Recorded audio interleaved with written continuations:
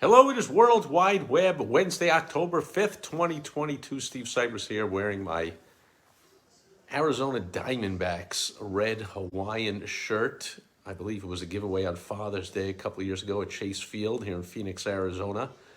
Wearing it because the Arizona Diamondbacks season has officially come to an end, with today being the final day of the Major League Baseball season. So we'll put this one away in mothballs for the fall and winter, and we'll bring it back out, I'm guessing, in the spring when the Diamondbacks come back to life. Meanwhile, my beloved, but usually disappointing New York Mets are still going strong. The regular season ended today, and they ended it tied for the lead of first place in the National League East with the Atlanta Braves, defending world champs. They both won 101 games this year against 61 losses, but since the Mets choked down the stretch and got swept by the Braves unceremoniously over the weekend, they lose the tiebreaker, and they will be in the wild card series against the San Diego Padres. Anyway, for those of you that don't really give a rip about Major League Baseball or my beloved New York Mets, that's way too much information. However, let's go Mets. Playoffs start in 2 days for the Mets. Friday night, at home, all three games of the series, if there are three. Best 2 out of 3 will be played in New York. So big advantage, at least, the Mets finishing with a better record than San Diego. So let's go Mets, not to be confused with let's go Brandon.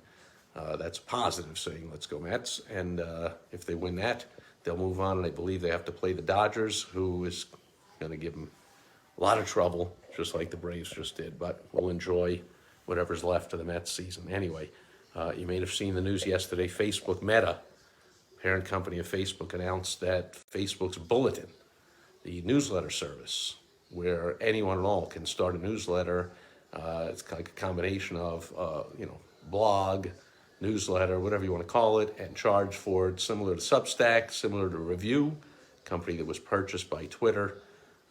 These online newsletter services, but Facebook says that's it, pulling the plug.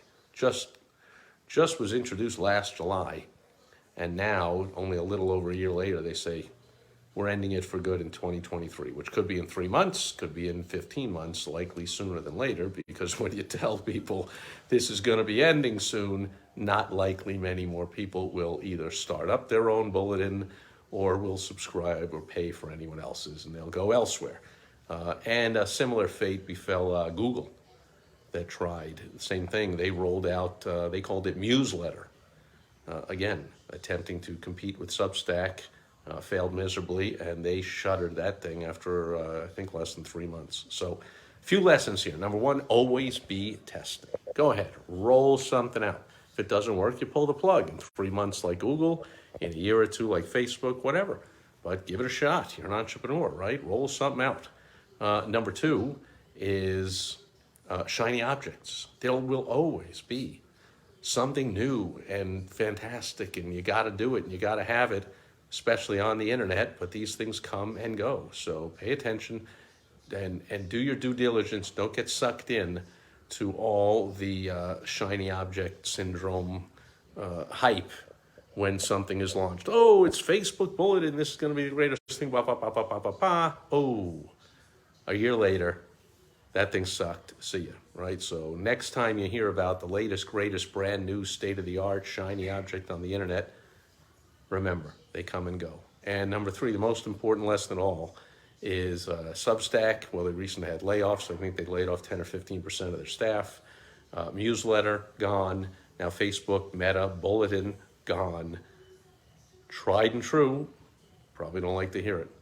But the good old printed and mailed, actually physically printed and physically mailed newsletter is still a phenomenally fantastic way to make money for your business. If you're not doing one, let me know. I know a few people that provide templates, provide training, provide done-for-you services. I've used, I think, 4 different ones.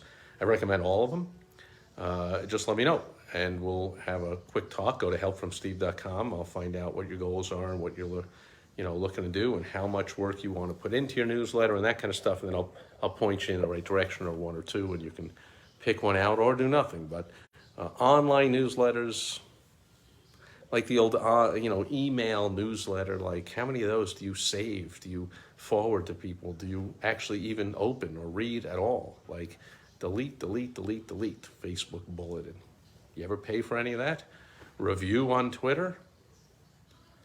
Newsletter with Google? Did you ever pay for any of those, or publish one and take all the time and effort to put something together, and did you make any money at it? Even Substack? However, small businesses still sending out print, or for the first time, sending out printed and mailed physical paper newsletters.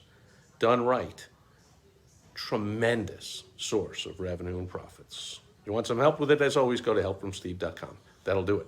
For World Wide Web Wednesday, October 5th, 2022. Thanks for being here today, or watching, or listening, or reading the replay, and I will catch you back here again tomorrow on Throwback Thursday. Until then, over and out.